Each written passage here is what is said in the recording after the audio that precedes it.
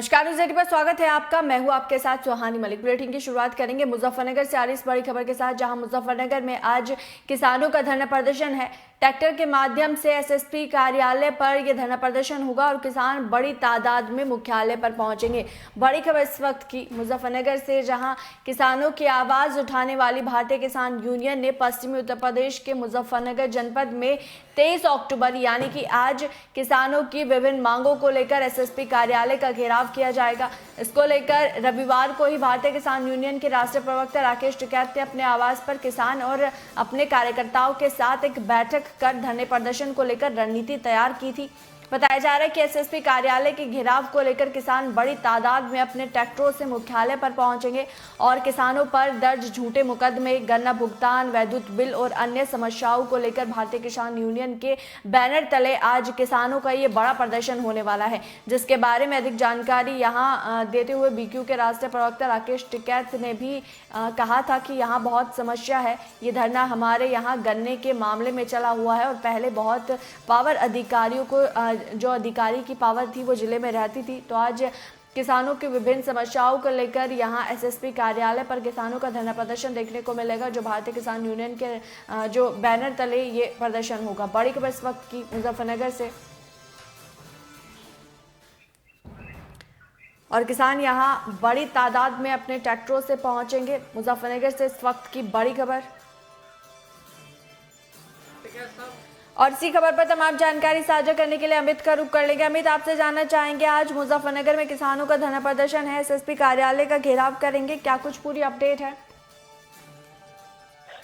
बिल्कुल, देखिए पूरा मामला मुजफ्फरनगर का है, जो पहले से ही तय किया गया था। कल एक बड़ी रणनीति भारतीय किसान यूनियन के नेता राष्ट्रीय राकेश टिकैत द्वारा की गई थी कि किसान लगातार त्रस्त है। विभिन्न प्रकार के आरोप जो है राकेश टिकैत ने प्रशासन और शासन पर लगाए थे। उन्होंने लगातार यहाँ मुजफ्फरनगर के जिला गन्ना अधिकारी कार्यालय पर लगभग 12-15 दिन से जो है धरना प्रदर्शन चल रहा है। साथ ही साथ बुढ़ाना में भी गन्ना मिल पर जो है उनका धरना प्रदर्शन चल रहा है, लेकिन कोई एक सक्षम अधिकारी उनके बीच नहीं पहुंचा और नहीं उनका कोई समाधान हो पाया। साथ ही साथ उन्होंने पुलिस प्रशासन पर भी गंभीर आरोप लगाए थे। भ्रष्टाचार से लेकर विभिन्न प्रकार की मुकदमेबाजी का हवाला देते हुए सीधा उनका आरोप था कि लगातार प्रशासन के अधिकारी जो है बेलगाम हो गए हैं और सही काम नहीं कर रहे हैं, जिसको लेकर आज भारतीय किसान यूनियन के अगुवाई में भारी संख्या में ट्रैक्टरों का पहुंचना मुजफ्फरनगर में शुरू हो गया है, जो कि एसएसपी कार्यालय पर बड़ा धरना प्रदर्शन होगा। साथ ही साथ जिला गन्ना अधिकारी कार्यालय पर चल रहा है। तो प्रशासन की अगर बात की जाए तो किसान यूनियन के द्वारा जो धरना प्रदर्शन ट्रैक्टरों के द्वारा भारी संख्या में पहुंचने का मामला सामने आया था, तो उन्होंने भी एडवाइजरी जारी की है यातायात की, लेकिन व्यवस्था किसी भी तरीके की बेकाबू कभी भी हो सकती है, क्योंकि भारी संख्या में आसपास के लोगों का यहाँ आगमन रहेगा तो यातायात व्यवस्था पूरी तरह ध्वस्त हो जाएगी। लेकिन यहाँ पर नेता लगातार पहुंच रहे हैं, भारी संख्या में किसानों का आगमन शुरू हो गया है। जी चले, बहुत बहुत शुक्रिया इस खबर पर तमाम जानकारी साझा करने के लिए। इससे पहले कल भारतीय किसान यूनियन के राष्ट्रीय प्रवक्ता राकेश टिकैत ने भी बयान दिया था। उन्होंने कहा था कि यहाँ बहुत समस्या है, कि धरना हमारा गन्ने के मामले पर चल रहा है और पहले जो यहाँ अधिकारी हुआ करते थे, जो जिले में रहते थे, उनकी पावर ज़्यादा थी, अब कम हो गई है। तो टिकैत का आपको वो बयान भी हम सुनाते हैं।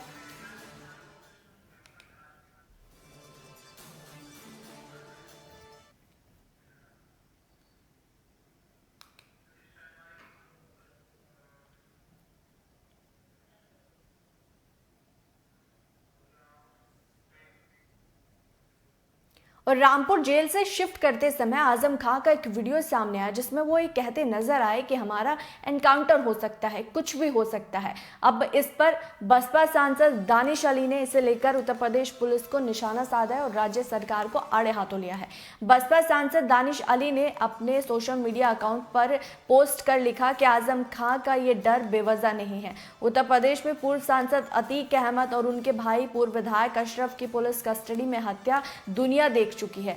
यूपी पुलिस में घोर लापरवाही और गलतियां हो चुकी है। ऐसे में उत्तर प्रदेश सरकार पर सपा नेता की सुरक्षा की जिम्मेदारी और बढ़ जाती है। बता दें कि सपा नेता आजम खां को एक बार फिर से 17 महीने बाद सीतापुर की जेल में ले जाया जा रहा है। वहां पर 27 महीनों तक बंद रह चुके। वहीं उनके बेटे अब्दुल्ला आजम को हरदोई की जिला जेल में शिफ्ट किया गया है।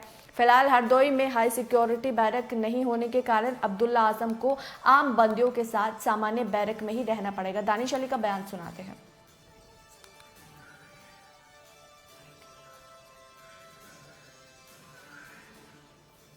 तो आजम खां का ये डर बेवजह नहीं है। बसपा सांसद दानिश अली ने ये बयान दिया है। उन्होंने सोशल मीडिया अकाउंट पर अपने पोस्ट कर लिखा है, बता दें कि उन्होंने लिखा कि आजम खां का ये डर बेवजह नहीं। उत्तर प्रदेश में पूर्व सांसद अतीक अहमद और उनके भाई पूर्व विधायक अशरफ की पुलिस कस्टडी की हत्या दुनिया देख चुकी है। यूपी पुलिस में घोर लापरवाही या गलतियां हो चुकी है। ऐसे में यूपी गवर्नमेंट पर सपा नेता की सुरक्षा की जिम्मेदारी और बढ़ जाती है। तो दानिश अली ने ये यूपी सरकार के साथ साथ यहाँ यूपी पुलिस को भी आड़े हाथों लिया है।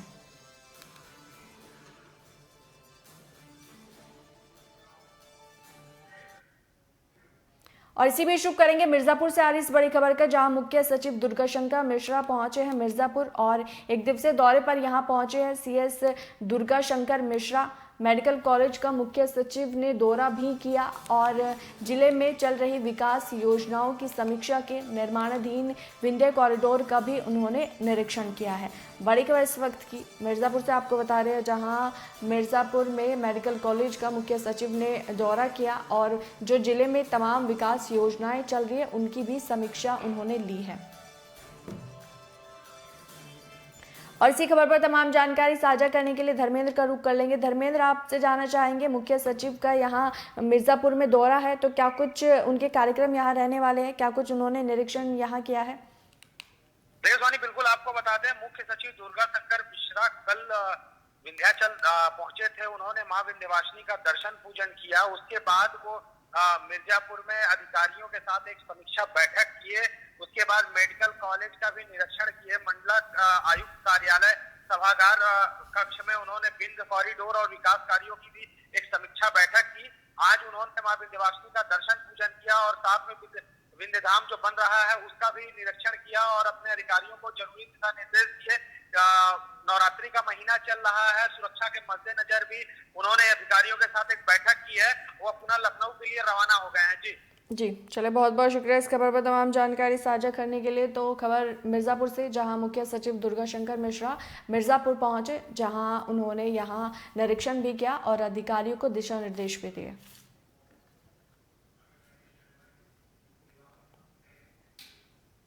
इंडिया गठबंधन को लेकर कांग्रेस और समाजवादी पार्टी में जुबानी जंग छिड़ी हुई है। एक और अखिलेश यादव कांग्रेस पर भड़के हुए हैं, वहीं दूसरी ओर कांग्रेस भी पीछे नहीं है। बरेली के सर्किट हाउस पहुंचे कांग्रेस के प्रदेश अध्यक्ष अजय राय ने तो ये तक कह दिया कि समाजवादी पार्टी को अपनी सोच बदलनी पड़ेगी। उन्होंने कहा कि तू मैं करने से नुकसान होगा, जनता चाहती है कि उन्हें बीजेपी से छुटकारा मिले। अजय राय ने कहा कि अखिलेश यादव का चैप्टर क्लोज हो गया है, जो बातें उन्होंने की थी वो सभी सामने आ चुकी है। सुनिए। सर, रामगोपाल यादव ने कमलनाथ जी को छुटभैया नेता कहा है, क्या करेंगे?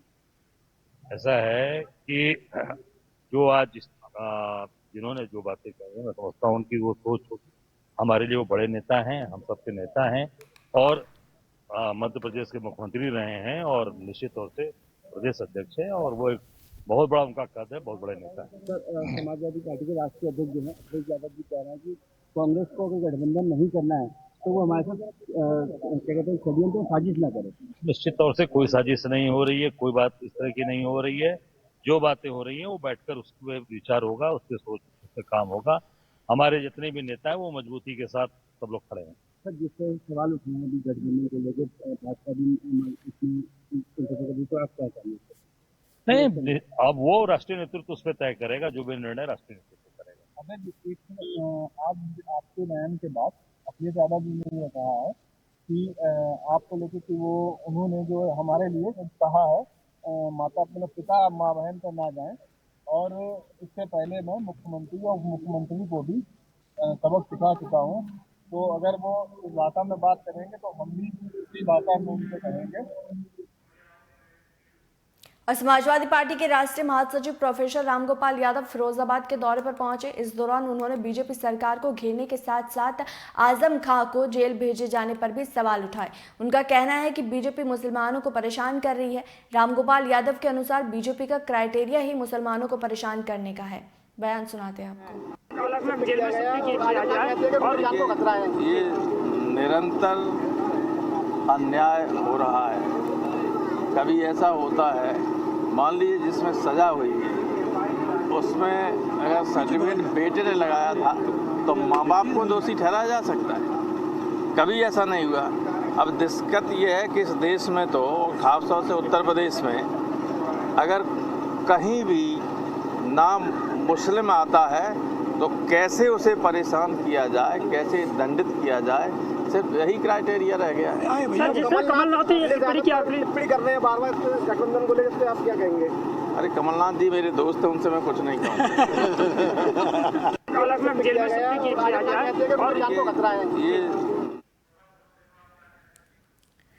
तो रामगोपाल यादव का फिरोजाबाद से बयान सामने है, जहां उन्होंने कहा है कि बीजेपी का क्राइटेरिया ये है कि मुसलमानों को परेशान किया जाए। आजम खां को लेकर उन्होंने बीजेपी पर कई तरह के सवाल खड़े किए और बीजेपी को आड़े हाथों लिया।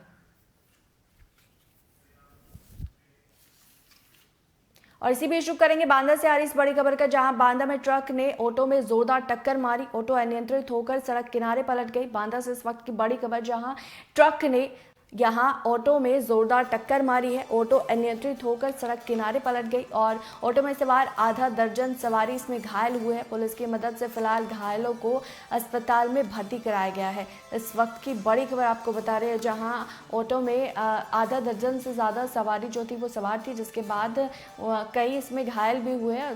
फिलहाल पुलिस ने घायलों को जिला अस्पताल में भर्ती कराया है। बांदा से इस वक्त की बड़ी खबर।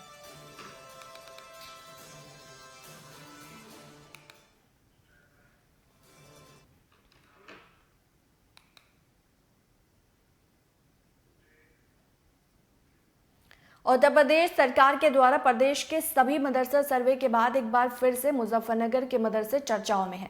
कारण है कि मुजफ्फरनगर शिक्षा विभाग के द्वारा मुजफ्फरनगर के लगभग 1 दर्जन से ज़्यादा तालीम देने वाले मदरास को एक नोटिस जारी करते हुए ये पूछा गया कि अगर उनका मदरसा निःशुल्क और अनिवार्य बाल शिक्षा अधिकार अधिनियम 2009 के अध्याय 4 की धारा 18 के अनुसार मान्यता प्राप्त है तो आप मदरसे की मान्यता संबंधित अभिलेखों के 3 दिन के अंदर उपलब्ध कराना। यदि आपके पास मदरसा प्राप्त नहीं है तो इसके लिए आपके विरुद्ध कानूनी कार्रवाई की जाएगी। कारी साहब, आज किस तरह की मीटिंग आप लोगों ने की है? हमारे जनपद के अंदर मदरसों को टारगेट बनाकर शिक्षा विभाग के द्वारा नोटिस जारी किए जा रहे हैं। नोटिस में यह है कि ये मदरसे मान्यता प्राप्त नहीं हैं और उनको टाइम दिया जा रहा है 3 दिन, किसी को 5 दिन, कि 3 दिन या 5 दिन के अंदर मदरसे को बंद कर दिया जाए, अन्यथा 10,000 रुपये पर डे के हिसाब से जुर्माना दिया जाएगा। ये नोटिस गैर कानूनी है। किसकी तरफ से नोटिस मिला है? शिक्षा विभाग मोरना ब्लॉक और पुरकाजी ब्लॉक से, जो उन क्षेत्रों में मदरसे हैं उनसे नोटिस प्राप्त हो रहे हैं और हवाला दिया जा रहा है बाल शिक्षा अनिवार्य अधिनियम 2009-18 का, धारा 18। अभी तक इस तरह के नोटिस अभी तक दर्जनों मदरसे हैं जिनके को नोटिस प्राप्त हो चुके हैं और वो हमारे टच में हैं, हमारे पास आ रहे हैं, कांटेक्ट कर रहे हैं। तो हमने उन्हें भी कहा है कि आप बेफिक्र रहिए, मदरसों के ख़िलाफ़ किसी भी तरह का षड्यंत्र कामयाब जमीयतुल उलमा हिंद नहीं होने देगी। अभी आप बता रहे थे कुछ शिक्षा का कोई अभाव है, इस कारण नोटिस भेजी, क्या? नहीं, 2009 में कानून आया था शिक्षा अनिवार्य अधिनियम, लेकिन जमीयतुल उलमा हिंद के इस वक्त जो राष्ट्रीय अध्यक्ष हैं मौलाना महमूद मदनी साहब, उन्होंने केंद्रीय शिक्षा मंत्री से उस वक्त में एक डेलीगेशन लेकर मुलाकात की थी और ये बात रखी गई थी कि जो धार्मिक संस्थाएं हैं, भारत जो है धार्मिक मान्यताओं का देश है, अपनी अपनी आस्थाएं हैं यहाँ, तो जो धार्मिक संस्थाएं हैं उनको इससे अलग कर दिया जाए। शिक्षा लाजमी हो, अनिवार्य हो, ये बच्चों का अधिकार है, लेकिन जो धार्मिक शिक्षा है तो वो मठों में दी जाती है, मदरसों में दी जाती है, पाठशालाओं में दी जाती है। तो ये 2012 के अंदर उस के अंदर संशोधन किया गया, धारा 2 सेक्शन 5 के तहत बाल शिक्षा अनिवार्य अधिनियम में जमीयत उलमा हिंद के हस्तक्षेप से ये संशोधन किया गया कि धार्मिक जो संस्थाएं हैं, मदरसों की तालीम, पाठशालाएं और धार्मिक संस्थाओं को उससे अलग रखा जाएगा। तो इस मीटिंग के बाद और इसी बीच शुरू करेंगे जालौन से आ रही इस बड़ी खबर का, जहां जिम करते समय युवकों में विवाद हुआ। आपस में विवाद में युवक को चाकू मारा। अस्पताल जाते समय रास्ते में युवक की मौत हो गई। परिजनों ने 3 लोगों के खिलाफ पुलिस में तहरीर दी है। बड़ी खबर इस वक्त की, जहां जिम करते समय यहां जो युवक थे उनमें विवाद हो गया और विवाद इतना बढ़ गया कि युवक को चाकू मार दिया, जिसके बाद युवक की मौत हो गई। फिलहाल परिजनों ने 3 लोगों के खिलाफ पुलिस में तहरीर दी है। इसका सीसीटीवी फुटेज भी सामने आया है। ये तस्वीरों में भी साफ तौर से देखा जा सकता है किस तरीके से ये लोग आपस में पहले बहसबाजी करते हुए नजर आते हैं, उसके बाद विवाद इतना बढ़ जाता है कि युवक को चाकू मार देते हैं। और फिलहाल अस्पताल जाते समय युवक ने दम तोड़ दिया और परिजनों ने 3 लोगों के खिलाफ तहरीर दी है। नीरज कुमार बाली। नीरज कोतवाली आए हो, क्यों आए हो, क्या घटना हुई है? अरे हमारे एक रिश्तेदार हैं, भाई लगते हैं, हर्ष वाल्मीकि, उनको चाकुओं से मार के उनकी हत्या कर दी गई। उस मामले में आए हैं। तो कौन लोग हैं जिनने हत्या की है? उनका एक का नाम हमें पता है, योगेश तिवारी, और रहने वाले शायद किसी गांव के, और अभी प्रेजेंट में कुइया रोड पे कहीं रहते हैं। अच्छा, कारण क्या रहा, क्या विवाद हुआ? कारण जिम में लड़ाई हुई, कारण का कोई पता नहीं चल पाया, और कारण का शायद लड़की ने बयान दिए हैं और पुलिस को मामला शायद जानकारी है। लड़का जिंदा था, उसने बयान करे हैं। घटना में कितने लोग शामिल थे? घटना में लगभग 3-4 लोग शामिल थे और घटना का सीसीटीवी फुटेज। और खबर यूपी के गोंडा जिले से है, जहां गोंडा जिले में देश का अब तक का सबसे बड़ा कन्या पूजन कार्यक्रम आयोजित किया गया। मुख्यमंत्री योगी आदित्यनाथ के पहल से कार्यक्रम सकुशल संपन्न हुआ। इस कार्यक्रम में मुख्य अतिथि कैबिनेट मंत्री देवीरानी मौर्य और कार्यक्रम में बीजेपी सांसद ब्रजभूषण शरण सिंह के साथ कई विधायक भी यहां उपस्थित रहे।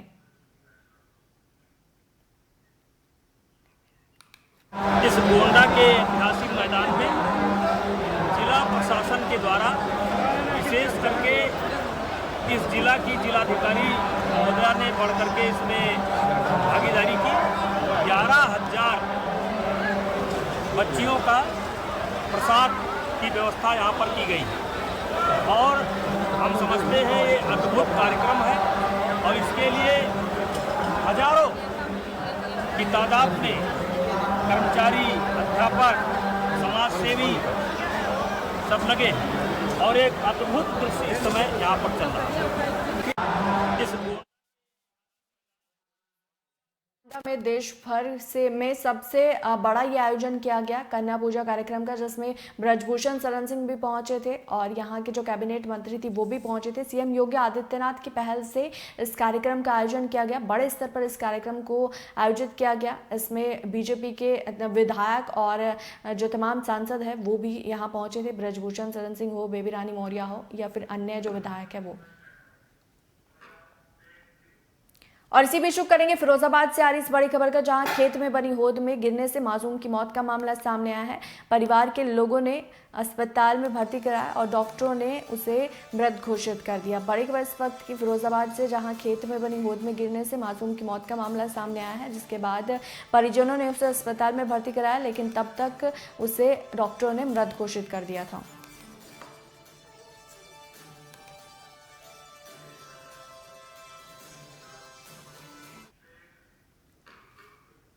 और खबर गाजियाबाद से है, जहां गाजियाबाद पुलिस को एक बड़ी सफलता हाथ लगी है। नगर जोन टीम और नंदग्राम पुलिस टीम के द्वारा दिल्ली के व्यापारी के अपहरण के बाद वसूली की गई फिरौती की रकम को बरामद कर 7 अपहरणकर्ताओं को गिरफ्तार किया गया है। इसके बारे में प्रेस कॉन्फ्रेंस कर यहां जानकारी दी है।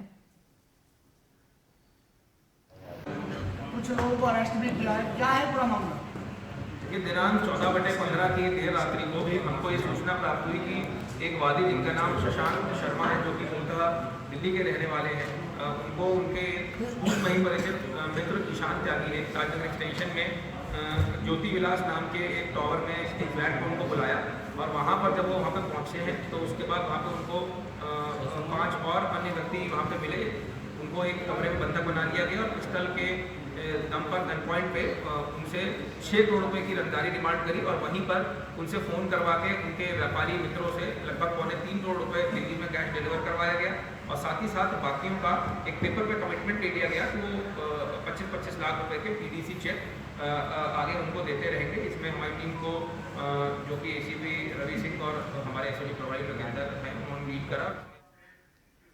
और इसी बीच शुरू करेंगे हमीरपुर से आ रही इस बड़ी खबर का, जहां हमीरपुर में तेज रफ्तार का कहर देखने को मिला।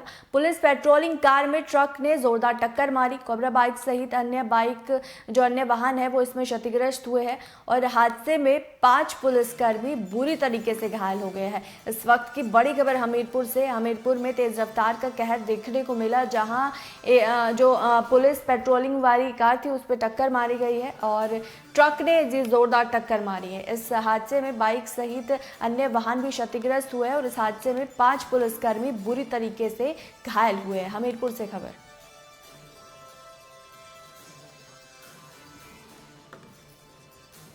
तो हमीरपुर में तेज रफ्तार का कहर देखने को मिला और एक बड़ा हादसा यहाँ हुआ है, जिसमें हादसे में 5 पुलिसकर्मी भी बुरी तरीके से घायल हुए हैं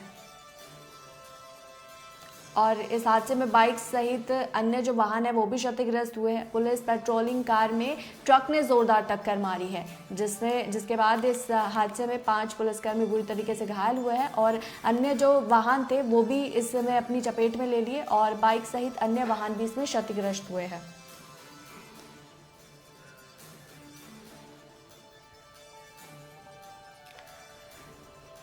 तो इस वक्त की बड़ी खबर हमीरपुर से, जहां हमीरपुर में पुलिस पेट्रोलिंग कार में ट्रक ने जोरदार टक्कर मारी और इस हादसे में जो अन्य बाइक थी वो भी इसमें बुरी तरीके से क्षतिग्रस्त हुए, अन्य वाहन भी क्षतिग्रस्त हुए और इस हादसे में 5 पुलिसकर्मी भी बुरी तरीके से घायल हुए। तस्वीरों में भी देख सकते हैं किस तरीके से पुलिस पेट्रोलिंग की जो कार थी उस पर जब ट्रक ने टक्कर मारी तो कितनी भयानक की टक्कर थी। आप तस्वीरों में साफ तौर से देखा जा सकता है किस तरीके से कार के भी जो परखच्चे हैं वो उड़ गए हैं।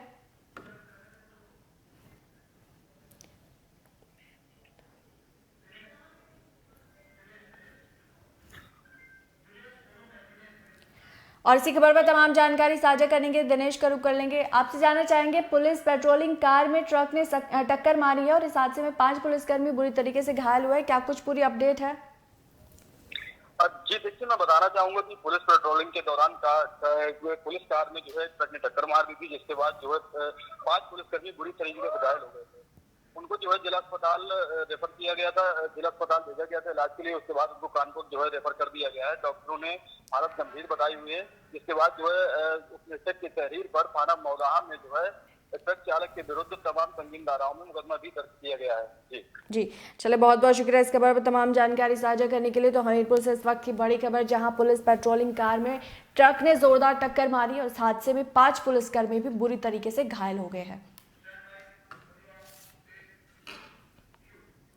तो फिलहाल इस बुलेटिन में इतना ही। देश और दुनिया की बाकी तमाम खबरों के लिए बने रहे न्यूज़ 18 के साथ। मुझे दीजिए इजाजत। नमस्कार।